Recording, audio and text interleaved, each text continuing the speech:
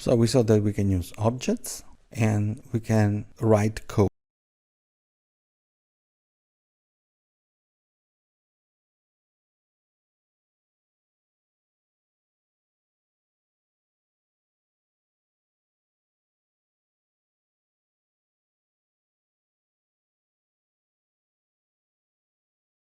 The property of a button or of an object, just you can resize, you change the caption, okay, like submit, okay, and here we have the property of the worksheet, or you can include an ActiveX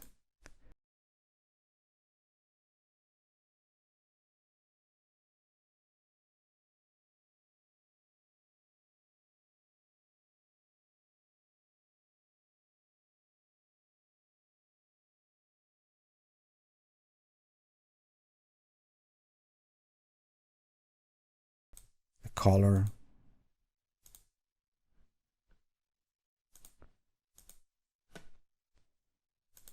here we are,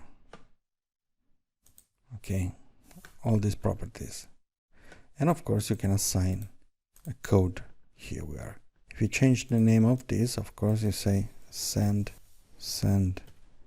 button, okay.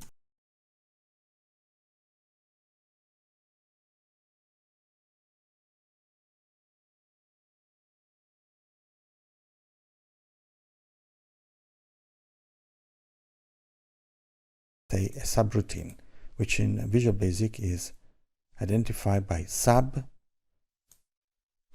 name, brackets, where you can input some parameters if you need, and then and sub. We see that we have another statement here, private, so we can have private or public subroutine. Private subroutine means that these are valid only in some areas, and public means that they are valid on all the entire Excel file. And we will see this in the next video.